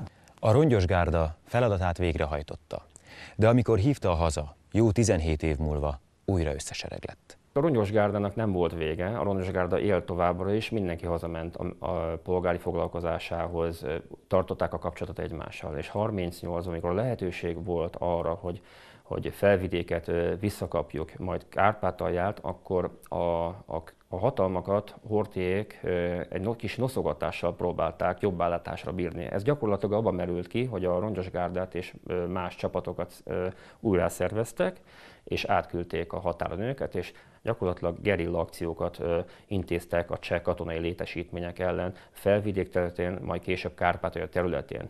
Most ezek viszonylag sikeresek voltak, és ez szintén kivelte a biztosítékot a hatalmaknál, és ez az egyik oka volt annak, hogy komolyan elgondolkoztak azon, hogy igenis tárgyalóasztalhoz kell ültetni a cseh és a magyar delegációt. A gárdistákról annyit, hogy sokat elkaptak, megkínoztak börtönökbe a csehek, aztán hazakerültek Magyarországra, volt, akik átjutottak Lengyelországba. És ők, akik átjutottak Lengyelországba, egy nagyobb létszámú csapatról van szó, pontos számokat nem tudom, de több mint 50 főről van szó. Ők a lengyelek oldalán harcoltak a benyomó németek ellen. Őket elkapták a németek és ki is végezték. 1938-ban, illetve ezt követően, amikor újból felvetődött annak a lehetősége, hogy hazatérhetnek elszakított területek, akkor a Rongyosgárda, illetve egyes szereplői ismételten szerepet vállaltak. Ebben elsősorban a Virtus, valamint egy olyan helyzetnek a megteremtése vezette őket, hogy rákényszerítsék részben az akkori Csehszlovákiát, részben fölhívják a világ figyelmét, hogy igen komoly problémák vannak még mindig a Magyar Királyság, a Csehszlovák állam, a Magyar Királyság és majd minden szomszédja között. A virtus azért említhető, mert bizony itt keresztül masíroztak a felvidéken a lengyel határig fegyverrel a kezükben, fogságba ejtve cseh katonákat. A figyelemfelkeltés pedig azért, mert nem kerülhette el a világ figyelmét olyan fegyveres konfliktus, amikor egy adott állam állampolgárai, bár nem állami támogatással, konfrontálódnak egy másik állam hadseregével. Vajon miért van az, hogy mégis alig hallani ezekről a hősökről? Más országokban filmek, regények, dalok tucatjai születtek volna. Az 50-es, 60-as években magát a rongyosgárda szerepét nem is nagyon tanították az iskolákban. Ha felmerült valamilyen fórum kapcsán vagy újságcikkben a szerepük, akkor fasiszta gyilkosoknak titulálták őket. Majd a 70-es évektől kezdve mutatkozott egy enyhülés, akkor születtek már feltáró munkák, még mindig elfogultan, de az már haladás volt ehhez képest. A rendszerváltozás óta szintén születtek írások, de igazából nem mernek belemenni ebbe a témában, és mai napig is valahol, ha mondjuk kinyitunk egy újságot, és az újság közel áll úgymond balliberális körökhöz, vagy rákattintunk egy Index fórumra is, ahol erről van szó, hát mai napig is a rákosi és kádárista szakzsargont használják ebben a témában. Annak ellenére, hogy a nyugat-magyarországi felkelés a magyar történelem aranykönyvébe kívánkozik sikereivel és eredményeivel, a hivatalos történetírás nem kezeli sem a helyén, sem megfelelő figyelemmel. Ennek oka elsősorban az, hogy a nyugat-magyarországi felkelés, vagy a későbbi Lajta-bánság vezetői, Héjas Iván, Prónai Pál, vagy a már említett Ostenburg, a marxista történetírás által egy olyan bélyeget kaptak, ami azt takarta, hogy ezek az urak csak, mint tisztikülönítményesek gyilkolták a 1919-ben szerepet vállalt kommunista vezetőket. Éppen ezért kívánják még ma is életben tartani azt, hogy ne beszéljünk Nyugat-Magyarországról, ne említsük, hogy Héjas, Prónai vagy Ostenburg önzetlenül mit tett a hazájáért, maradjon meg a köztudatban az, hogy ezek a tisztek törvénytelen módon jártak el ellenfeleikkel szemben. Trianon örökségét sohasem feledjük. Talán eljön majd az az idő, hogy azok lesznek a magyar gyermekek példaképei, akik, ha kellett, vérüket is áldozták a hazáért. És csak gyűrött, sáros fényképpel álmodtak a kedvesről, a családról, a biztonságról. Pénzt, szerelmet, munkát hátrahagyva ugrottak az első szóra, mert akkoriban még természetes volt, hogy a haza mindenek előtt. Amíg élünk, emlékezünk rájuk. Igaz magyarok voltak ők, Aranyvasgárban.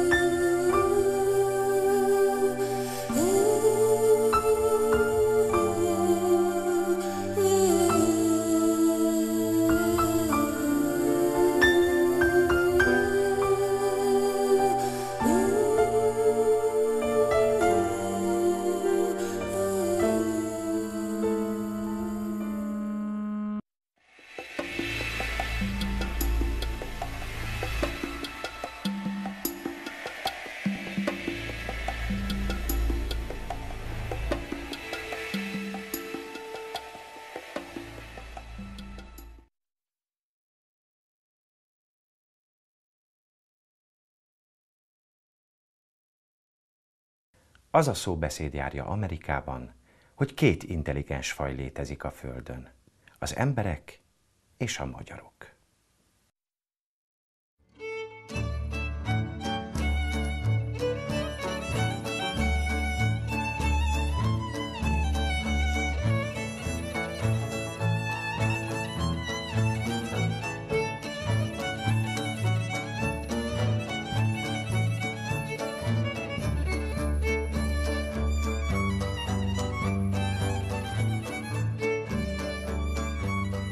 Minden nemzet szereti tudni, mivel járult hozzá az emberiség fejlődéséhez, a világ jobbá, vagy egyszerűen csak a hétköznapok könnyebbé tételéhez. Ez egy békés verseny, melyben mi magyarok, ha hiszik, hanem az élen járunk. A magyar nemzet lélekszámának arányát tekintve toronymagasan a legtöbb Nobel-díjast és olimpiai bajnokot adta a világnak. Külföldön egy fiatal magyarnak érdemes volt titokban tartani származását, mert ha magyar voltak kitudódott, akkor sokkal többet vártak el tőle. Hiszen akkor tudták, hogy ő a marslakók egyike, akiknek felsőbbrendűek a szellemi képességeik, és egymás között mások számára teljesen érthetetlen nyelven képesek kommunikálni.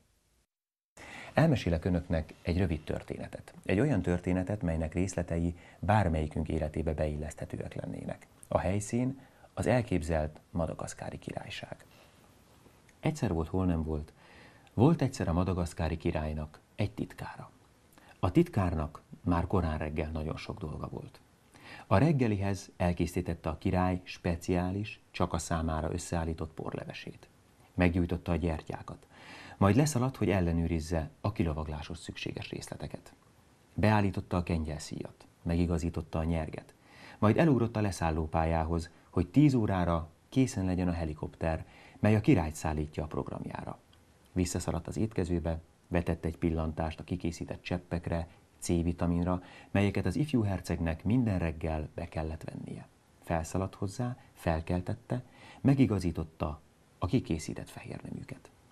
Lement a dolgozószobába, megírta a számítógépen az aznapi e-maileket, a programokat a herceg részére. Leszólt a telefonközpontba, hogy ébresszék a királyt, a herceget, az egész családot. A királynak sok dolga volt. Helikopterrel kórházlátogatásra megy majd, a vese átültetetteket és az újszülötteket látogatja meg. Majd kocsiba ül és meglátogatja Madagaszkár legújabb, frissen felfedezett kőolajmezőit.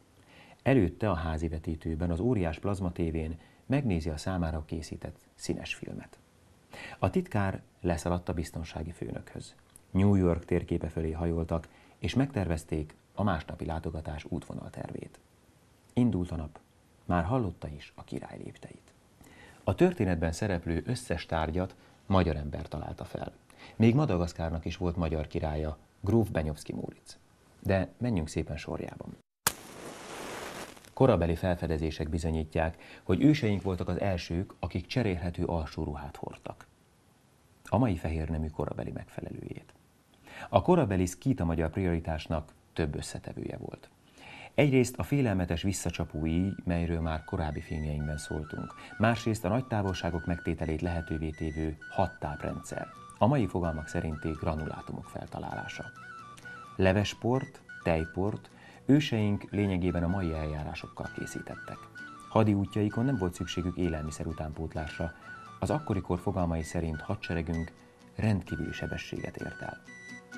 A mai ember, még a lovasok sem gondolnak bele, a régi kor haditechnikájában mekkora változást hozott és milyen távlatokat nyitott a kengyel feltalálása és használata. A lovon ugyanis viszonylag nagy távolságokat meg lehet tenni kengyel nélkül is, de harcolni, lovas hadseregben együtt mozogni igazán csak ennek használatával lehet. Egy hadtörténész azzal tette egyenértékűvé, mint amikor a 20. században bevezették a tankot. De ne csak a történelem homályába vesző időszakot nézzük. Vegyük a közelmúltat, az úgynevezett modern kort. Mondják, minden tudomány alapja a matematika. Nézzük, a magyar matematikusok mit adtak a világnak. Neumann János megalkotta a mai modern számítógép ősét, és lerakta a számítástechnika alapjait. Definiálta a legfontosabb fogalmakat, a 2-es számrendszert alkalmazta, és megoldotta többek között a memória és a programtárolás problémáját is. Neumann János mondta, a fejlődés ellen nincs gyógymód, A magyar Kemény János alkotta meg az úgynevezett BASIC nyelvet. 1963-ban kidolgozta az elektronikus levélhálózatát, amit ma e-mailnek nevezünk. A világ leggazdagabb emberének, Bill Gatesnek a magyar Simonyi Károly alkotta meg a Word, a Windows és az Excel programokat. Nézzük orvosainkat. Korábban a szülőnők igen nagy százaléka kórházba kerülésük után néhány nappal lázba esett, és igen sok közülük meg is halt. Az ok vérmérgezés volt. Semmelweis Ignác jött rá, hogy a gyermekágyi láz nem önálló kórkép, hanem fertőzés következménye. Neki köszönhető a fertőtlenítés kidolgozása. 1851-től a Rókus Kórház főorvosaként már szinte 100%-os biztonsággal alkalmazta. A rendkívüli képességű Szentgyörgyi család legismertebb tagja Albert, aki C-vitamin kutatásaival vált világhírűvé.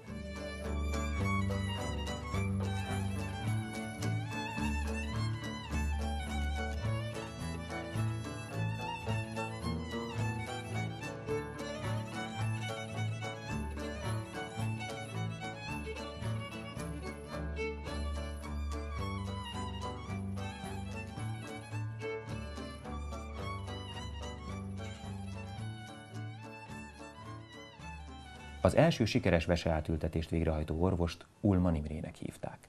1902. májusában megcsinálta azt, amit előtte egyetlen orvos sem tudott véghez vinni. A veseátültetés mérföldkő volt az európai orvoslás történetében. 1972. pirosbetűs dátum a hazai gyógyszeripar történetében. Béres József hosszú évek kísérletezései után megalkotta a róla elnevezett béres cseppeket. Találmánya 15 országban már gyógyszer, itthon már fogalom. Nehéz eldönteni, mely tudományák képviselői adták a legtöbbet a világnak. Fizikusaink biztosan az élbolyba tartoznak. Baj Zoltánban tisztelhetjük a világ első atomfizikusát. A II. Világháború közeledtével a magyar kormány felkérésére kikísérletezett egy újfajta radart, de a szabadalmaztatás előtt egy hónappal a vele párhuzamosan dolgozó amerikai kollégái sikeres kísérletet hajtottak végre. A texasi, iráni, iraki, venezuelai kőolajat a magyar Eötvös Loránd találmányának segítségével a torziós inga alkalmazásával fedezték fel.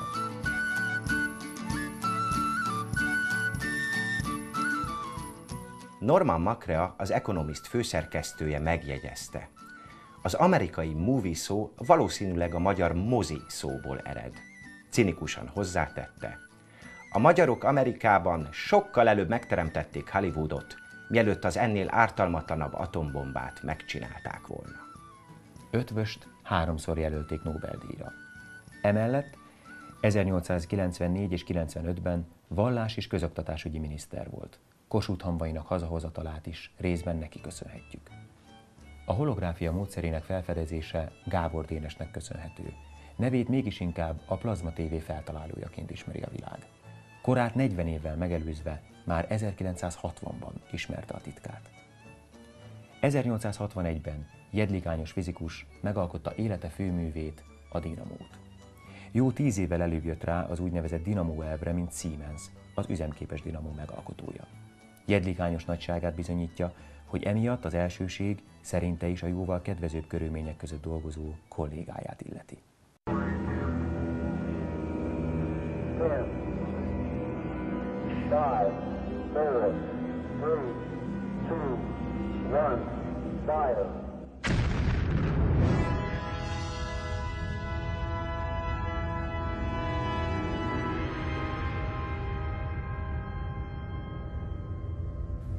A nukleáris energia területén Neumann János, Wigner Jenő, Szilárd Leó és Teller Ede alkottak világra szólót.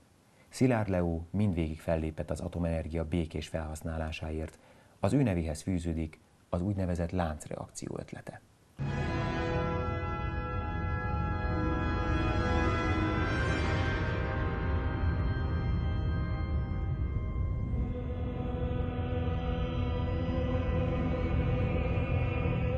Minden tudományban tanulhattam volna szépet és eleget, de fizikát tanulva egyszer mint mulatok, és gyönyörködöm is. A kis Teller Ede már 6 évesen egy tükördarabbal a Szemközti Házban dolgozó táblabíró fejére irányította a napsugarait. rendőr vette el a kis Teller fegyverét, később kijelentette, már ekkor, tehát 1914-ben el is vesztette érdeklődését a kísérleti fizika iránt.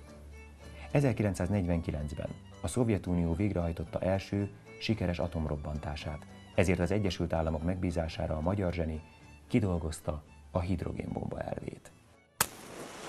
1928. szeptember 9-én Kispesten egy fura szerkezet emelkedett a magasba.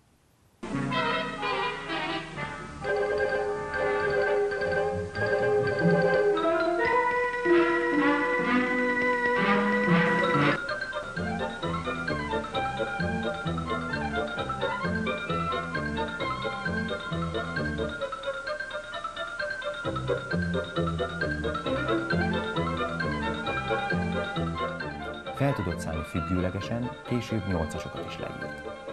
A hihetetlen tárgyat azóta így nevezi a világ: helikopter. Megalkotója, Asbóth Oszkár 2 év alatt 1500 légcsavar tervét készítette el.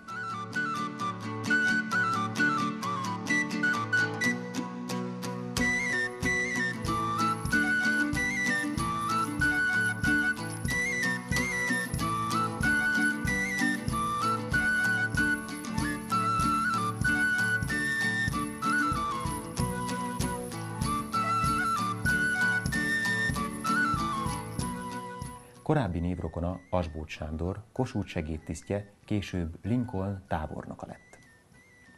Kossuthtal került az Egyesült Államokba, ahol nem sokára építészeti zsenialitása utat tört magának. Ő alkotta meg New York rendezési tervét. Manhattan, a Central Park az ő tervei alapján jött létre. Gyermeki fantáziámat különösen a hold izgatta. Késő estig játszottam az udvaron, és megigézve néztem, miként húz el a hold a templomtorony mögött. A bitumenaszfaltot az ő javaslatára kezdték el használni. Terveit 60 év múlva még a Chicagói világkiállításon is bemutatták. Argentínában hunyt el, ahol a golyóstollat a mai napig úgy hívják: bíró.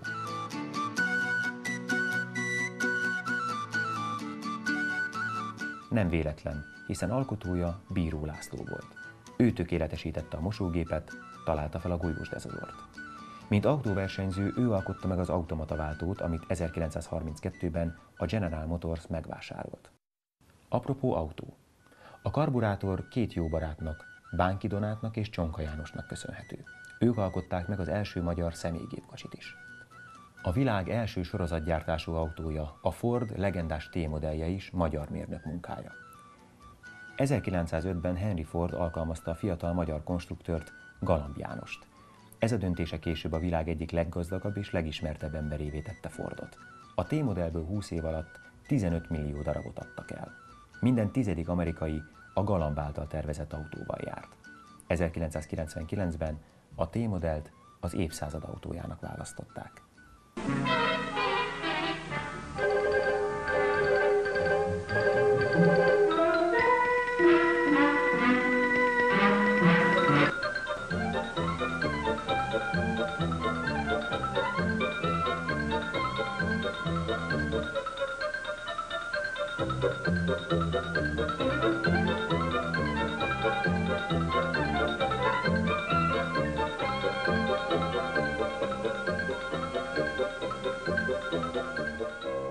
A 19. század végének legnagyobb találmánya kétségkívül a transformátor volt. Feltalálói Déri Miksa, Bláti Ottó, Cipernovszky Károly, 3 zseniális gépészmérnök. Frank Gábor 1938-ban kidolgozta a komputertomográfia, a CT elvét.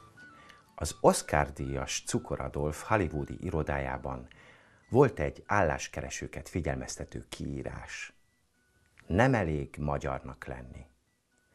Amikor később Cukor Adolfot megkérdezték erről, halkan hozzáfűzte: de azért segíthet.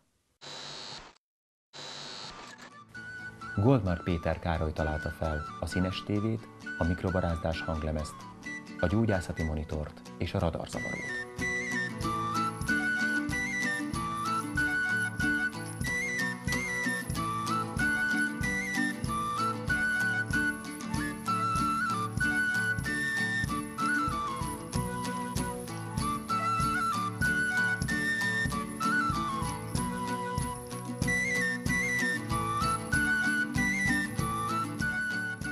Az emberi kultúra hősei nem nyugodt évszázadok kényelmes jólétében születtek.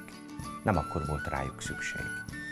Lángel még csak tér és idő szűk tartományaiban virulhattak ki, amikor baj volt, amikor nem működött tovább az évszázados recept. Kármán Tódort az űrkorszak építészének nevezik. Nevéhez fűződik a szuperszónikus gépek szárnymérete, illetve a ballisztikus rakéták elvei. Magyarország egyik legősibb családjából származik a vasúttörténelem koronázatlan királya, Kandó Kálmán. A család 1103-ig vezeti vissza történetét, a leghíresebb mégis az első villanymozdony megalkotója lett. 1902-ben az egész világ az ő nevétől volt hangos.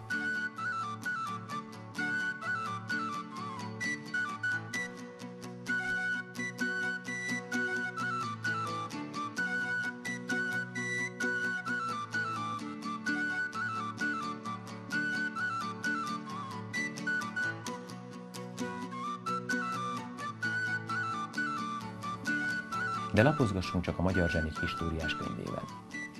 Kempelen Farkas 1790-ben beszélőgépet alkotott. Kortársai mégis a sakkgépét tartották a legtöbbre. Kevesen tudják, hogy a hangosfilmet és a színes tévét is magyar, a telefongyár mérnöke Mihály Dénes találta fel. Az első valóban fényképezésre képes lencse megalkotója Pecvá József. Az már ismertebb, hogy a telefonközpontot Puskás Tivadar találta fel. Ő oldotta meg elsőként, hogy minden előfizető minden előfizetővel tudjon beszélni. Mikor kollégáival az első központot próbálgatták, mindig azt kérdezték egymástól, hallod? Ezt az amerikai munkatársak nem értették pontosan, és a világ azóta is így szól a telefonba, haló. Később megalkotta a rádió elődjét, a telefonhírmondót is.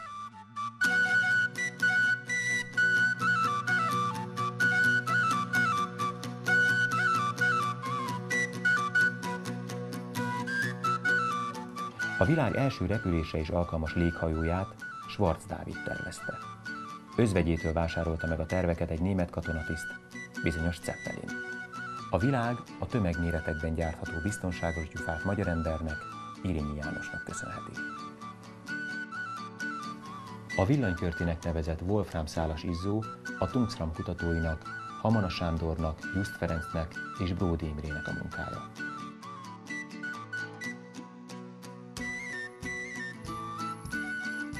A történet szerint Enrico Fermi tette fel a híres kérdést.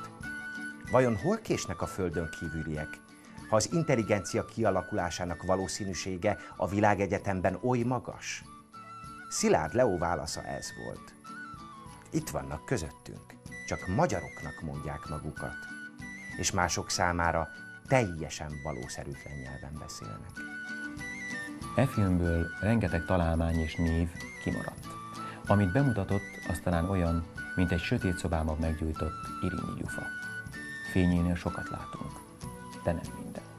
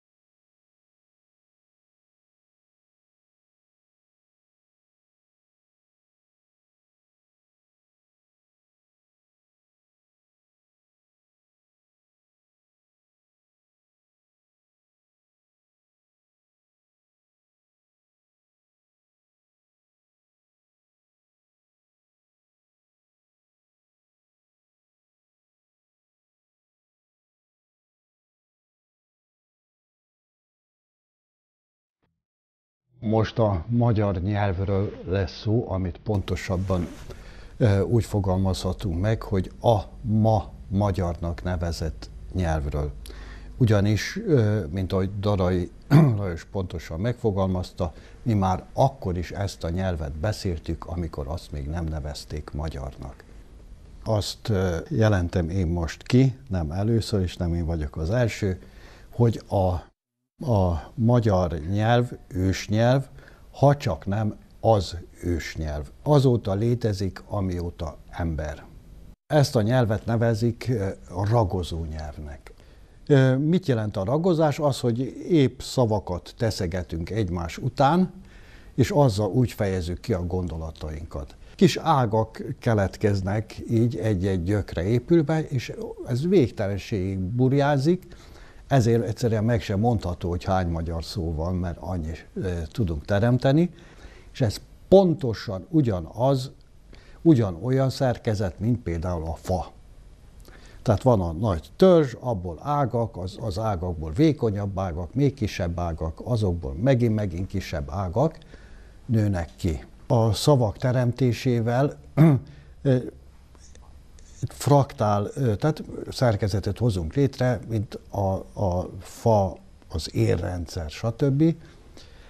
Ez pedig a természet egyetlen lehetősége, hogy összefüggő szerves szerkezetet hozzon létre. Tehát ez a nyelv, amit mi beszélünk, ez a természet teremtette nyelv, mondhatjuk úgy is, hogy Isten által teremtett nyelv. Nincs más lehetőség alapesetben. Ha a természetből fakad valami, akkor is szerves egész, akkor csak is ilyen nyelv lehet. Központi alapgondolat az egy fogalma. És ebből ágaznak le alapgyökök, ami nagyon érdekes, hogy mindegyik alapvetően mást jelent. A megfigyelhető világegyetem egészen más jellegű változásait jelzik az alapgyökök, és ezek együtt kiadják a teljeset, ami lehetséges. És ez nem sok, 10-nél mindenképpen kevesebb ilyen alapgyökünk van, és ez mind kép. Hogy pontosan mondjam, ősgyök, a magahangzók nem számítanak, az alapgyöknél bármilyen magahangzó lehetséges, mert épp azért nevezzük mással hangzónak, mert valami még elhangzik mellette. Ez annyit jelent, hogy fed, takar. Na most, hát kinézünk télen, szép fehér a vidék, mit mondunk rá? Hó. De az nem a kristály, nem tárgyszerű jelentésű, csak annyit jelent, hogy takar. Ha azt mondom, hogy hón-aj, hón, tehát, hogy takarja. Annak az a takarásnak az alja, az a hón-aj. Avagy azt mondom, hogy ho-oz. Mint például kanal az, fel ez, tehát azt mondom, ho-oz, összevontan hoz, bármelyik magahangzó lehet, hát megkaptuk a ház szót. Mit jelent ez? A ház szó véd, fed, takar. Például a hám. Ugyanígy a haza, hát azért hangzik ugyanaz a szó tulajdonképpen, a ház meg a haza is, hogy fed, takar. És a hón meg a hónaj, hát ez persze. Ugyanígy mit tudom én, a hón vagy huny. Amikor behunyom a szemem, akkor óvon védem, fedem, takarom. Innen van a kunyhótól kezdve, aztán rengeteg szó erre épül.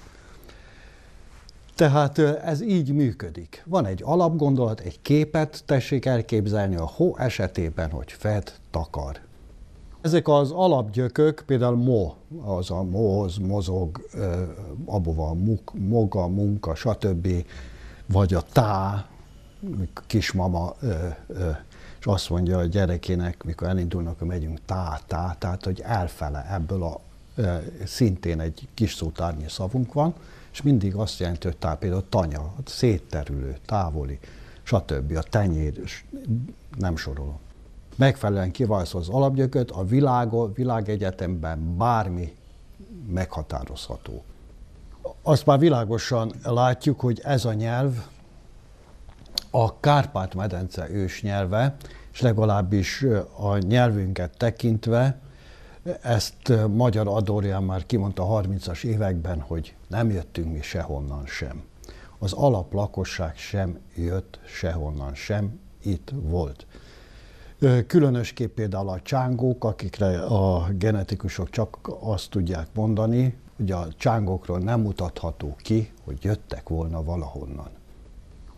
Most Európánál maradva mindenki ugyanazt a nyelvet beszélte. De ugyanígy a szkíta, hun, nagyon sok írásemlék maradt fenn szkitáktól is, amikről a nagy közönség nem tud, tehát teljesen világos, hogy valamelyik tájnyelvét beszéltek annak, amit ma magyarnak nevezünk. A mai európai nyelvek nem régiek. Nem régen önállósodtak. Hát az angol. Bármelyik 1200-1300 évvel ezelőtt, amit ma angolnak, amit ma németnek, amit ma franciának, stb. Nevezünk, nem volt. Valami más volt. Na most ennek a lényege az, hogy volt az ősnyelv, és a szellemi, nem mondhatok mást, a szellemi lerombolódással, tehát a világegyetemmel való harmónia megroppanásával különböző ágakra, különböző területeken különbözőképpen kezdtek változni ezek a nyelvek, vagyis nem változni, hanem kezdtek különböző módon összeroskodni. Eredetileg egy nyelv volt. Tehát azon nem szabad meghökkenni, hogy például az etruszk nyelv, vagy az Mario Alineinek köszönhetjük külföldi segítségként, de hát mi ezt azért itt tudogattuk, az a korabeli kárpát-medencei nyelvnek egyik tájnyelve. Ebben az az érdekes, az lenne meghökkentő, hogy az valami másféle nyelv lett volna. Mindenki ezt beszélte, tehát nem az, hogy ma magyarnak nevezettek beszélték, ezt mindenki. Kérem, amit ógörög nyelvnek nevezünk, az semmi egyéb, mint hogy annak idején, jó 4-5 ezer évvel ezelőtt a csángók levonultak a görögnek nevezett félszigetre, és ott elkezdték élni az életüket. Most így mindegy, hogy kiket nevezzünk ki, Jónnak, Peleznak, stb. Teljesen egyértelmű, az ember elkezdi nézni az ógörögöt, hát igen, talán lesz még idő kicsit beszélni róla. Gyönyörűen megmaradt rengeteg, nem csak szó, ragozás, szóképzés is, ma is használatos, hanem kifejezések, összetett szavak, stb. Egy gyönyörű rendszer, és aki ezt elkezdi vizsgálni, az egyszerűen 5000 évvel ezelőtti ma magyarnak nevezett nyelvben lát bele. Kérem, itt zajlik a vita örökké a sumerokkal. Hát persze, hát nem volt másik nyelv, ez az ősnyelv, azt beszélték. Például a sumér szövegekben mindig szerepel elején, vagy nagyon gyakran a dingir szó, az istenanya. Ma mi úgy ejtjük ezt, hogy tündér. Vagy például a sumér szarraku, ezt rövidítve használjuk ma, összevontuk, mint a kamomillát kamillává, ezt ma úgy ejtjük a szarrakut, hogy szarka. Vagy például ugalú. Nem lehet más utána írni a szótárba jelentésnek, hogy ügyelő. És így végig a végtelenségig. Ógörög. Az ógörögben tulajdonképpen nem találni olyan elemet, ami a mai magyarban ne lenne meg. Fordítva nem lehetséges, mert azért némi változás történt. Mondok egy példát. Pür. Hát az a pír. Tüzet jelent. Pyrrhosz, hát az piros. Pyrrózis, pírozás, azaz pirítás. Ozás, ezés, amit ma mondunk, az ógörögben még ózisznak ejtették. Pyrródész, az a pirítás, pirosodás, pirulás. Vagy például, ha azt mondom, hogy Püsztosz, nem biztos, hogy jól ejtem ki, mert az írásból sose tudni, hogy pontosan hogy ejtették annak idején, mert a tájnyelvi kiejtések ma is rettentő színesek. Azt mondom, Püsztosz, a szótárban az van ott, hogy biztos. Ha azt mondom, Püszonosz, azt jelenti, hogy bizonyos. Püszonítész, bizonyítás. és így tovább, és itt látni kell, hogy a ragok, tehát a szóképző elemek is tökéletesen ugyanazok. De ugyanígy elmegyünk Japánba. Hát a japán nyelvnek igen közeli a magyarhoz, lévén, hogy ők is hunok, és ez is közismert ám. Például én Grécsi Lászlótól hallottam először, hogy Kazár Lajos, az már meghalt szegény, MT a nyelvésze, ott élt sokat, meg is írta a könyvét, bemutatta, hogy mi, Grécsi szavaival, hogy mi hasonló a japán nyelv a magyarhoz. Hát persze, a lényeg teljes mértékben ugyanaz, ha megnézzük a mongolt, hát persze, a kínai, stb. Végül is biztosan tudjuk, hogy Kis-Ázsiában is a ma magyarnak nevezett nyelv, tehát az ősnyelv volt az alapnyelv, a műveltségnyelv, hát ez következik sumérokból, egyiptomiakból is. Például az óhéber telve van ma is használatos, mai ragozású szavakkal, de ez kérem nagyon régi, tehát még Kis-Ázsiában rakódott bele a héber nyelvbe. Csak néhány példát mondok, amit a 16. században, tehát a reformáció megindulásakor a református lelkészek eleve döbbenten nézték, és azt hitték, hogy közvetlen rokon a héber és a magyar. Néhány példa: asszony, iszák, avar, afár, bárány, bar, barom, beirim, bokor, bókor, én, éni, áni, ének, anak, gödője, gedáje, gyerek, jerek, habar, habar, halál, hullal, hamis, hamasz, harag, horok, és így tovább. Na most ez valahogy elfelejtődött, de hadd jegyezzem meg, hogy én ezt közzétettem egy ilyen cikkemet a Világhálón, és kaptam egy levelet Krizsak Katalintól, Izraelből, aki engedélyezte, hogy közé tegyem az ő levelét, és beszéljek róla. Ezt írta: tisztelt Varga Csaba, Izraelben élő magyar vagyok, kettős állampolgár. Nagyon érdekel az ősnyelv kutatás, megkeresésemnek lényege, hogy én héberül tudok. Tökéletesen egyetértek azzal, hogy a magyar nyelv hordozza a világ ősnyelvét, és az gyöknyelv volt. Ma magyarnak nevezett nyelv, tehát a Kárpát-medence nyelve és ősnyelve az ősnyelv, annak egyik bizonyítéka a szerkezet, tehát fraktál szerkezetű, vagyis a világegyetem egészét még tisztán tükrözi, annak a működését. A második bizonyíték halmazelméleti, mondhatni így is, és nagyon egyszerű. Tudniillik, azzal, hogy a törzsnyelvből levált leánynyelvek elkezdenek felejteni, és a törzsnyelvhez képest romlanak, az annyit jelent, hogy elkezdenek felejteni. Tehát nagyon sok szó kiesik, a ragozás sérül, vagy elhagynak belőle, mert ők már nem értik a szavak valódi jelentését. Na most, hogyha így összeszedjük azt, ami közös, amit mi megértünk egyikből, másikból, harmadikból, negyedikből, mert még hogy tiszta állapotban maradt meg, azt a furcsa jelenséget látjuk, hogy ezekből a maradványokból összeadódik a régi magyar nyelv. Mert különbözőket felejtettek, egymás között látnak rokonságot, mert egyes részek fedésben vannak egymással, mint amin a német az ógöröggel, vagy angol a némettel, de ez kiadja egy teljes magyar nyelvet, amit onnan lehet tudni, hogy az a teljes, mert akkor újból helyre áll a gyökrendszer tisztasága és a gondolatrendszer egésze. Miért nem ezt tanuljuk? A 17. század végén, 19. század elején Európában furcsa tanok ütötték föl a fejüket, amit úgy lehet mondani, az, hogy a felsőbb rendűség tudata kezdett elterjedni, az Übermensch, stb. Ennek rossz vége lett.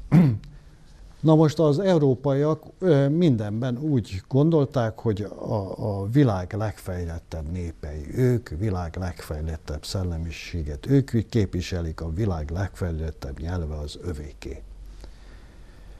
És a 19. század nagyon kevés ismeretére építve elméleteket hoztak létre.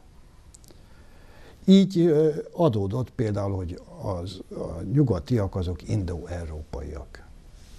Na most azóta már kiderült, hogy indoeurópai, olyan, hogy indoeurópai nincs, olyan, hogy indoeurópai ősnyelv nem létezik, de az a baj, hogy ebben rengeteg hamis eszmére nemzeti eszmények épültek fel, mindmáig tartóan.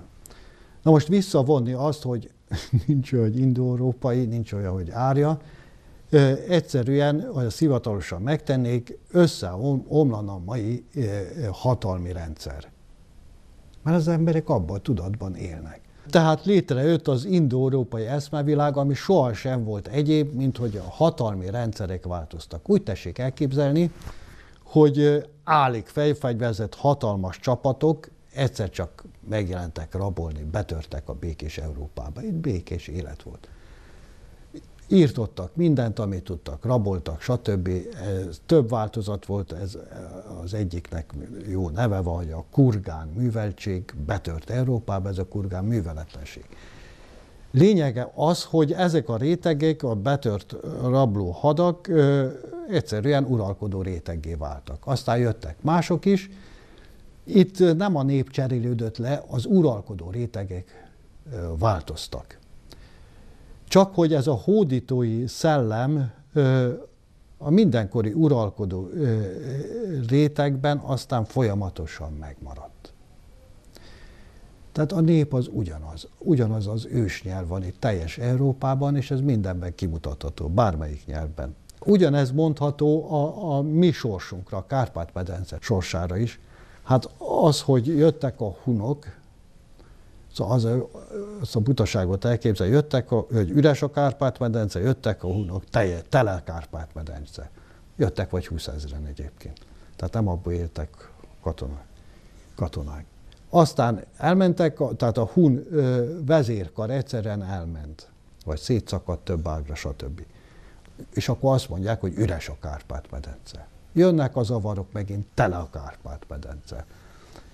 Elmennek, vagy összeomlik az avar államszervezet, rengeteg avar él ám még itt Magyarországon. Azzal üres a Kárpát-medence. Üres, megjelentek a magyarok, megint tele lett a Kárpát-medence. Hát ez olyan dajkamese, olyan, mint azt mondanánk, hogy aztán megint üres lett az ország, jöttek a szovjet hódítók, tele a Kárpát-medence. Elmentek a szovjet hódítók, üres a Kárpát-medence. Tehát az ősnép az mindig maradt, legfőjebb írtották itt-ott őket, de nem a hunok, nem az avarok, nem a magyarok, mert ez a rokon társulat. Mindegyik uralkodó réteg. Magyar is, hát egy szkíta uralkodó dinasztia. Na most miért van szüksége mindig a teljes lakosság költöztetgetésére? Azért, hogy kijöjjön az, hogy a magyarok csak a 800, tehát a 900-as években, vagy a legelején, mondjuk 895-ben jöttek volna ide. Azelőtt egy se volt itt. Ez azért lényeges, mert az indoeurópai hamistan, a honfoglalás hamistana és a finnugorizmus ugyanaz arra van szükség, hogy ki legyen az indoeurópaiak meglegyen a bizonyítás, akikhez a szlávokat is beszámítják. Tehát valóban volt, de nem honfoglalás volt, hanem egy uralkodó dinasztia megjelent, a magyari urak valóban csodát műveltek itt a Kárpát-medencében, pár év alatt Európa nagyhatalmává váltunk. Azok voltunk előtte is, mi, akik itt laktunk, hiszen nem az avarok fizettek adót a bizánciaknak, hanem a bizánciak fizettek nagyon nagy adót az avar, nem az itteni népnek, hanem az uralkodó rétegnek. Tehát az indoeurópaizmus, a finnugorizmus és a honfoglalás az három lába tartó pillére teljes Európa hamis eszmének. Az ősnyelv szellemiségének a lerombolása mindenképpen sérülés. Tehát az emberi szellem lerombolódása. Ez nagyon rossz folyamat, semmi jóra nem vezethet. Rossz lesz a vége mindenképp. mert nem egész, nem kerek a gondolkodás. Tehát nekünk ilyen szempontból rettentően óvatosnak kell lennünk, nem szabad hagyni, hogy azok is a mi szavaink ám, amit itt behoznak, mint idegen szavat, csak azokat már rossz értelemben használják, és lekerekítik, kalodába zárják a jelentést. Mint például azt mondom, hogy jel, akkor azonnal beindul az ember agya a jelentéstől a jellemig, minden benne van. És ez elveszik, akkor széthullik a mi nyelvünk szelleme is. És miért fontos ez? Azért, mert mi még őrizzük a világ teljességében való gondolkodást. Tehát az természet egészében a közvetlen kapcsolatunk megvan. Mi olyanok vagyunk, tehát mi egy szellemi génbank vagyunk ilyen szempontból, mert a nyelvünk végtelen ősi nyelv, tehát minden ismeret, tudás, tapasztalat, megnevezés elképesztően nagy bölcseletet tartalmaz. Régiek tudása benne van, csak tudni kell kibányászni. És ez olyan kincs, hogy maradjon meg, mert utolsó esély arra, hogy újból természetes kapcsolatba kerüljünk a világegyetem egészével.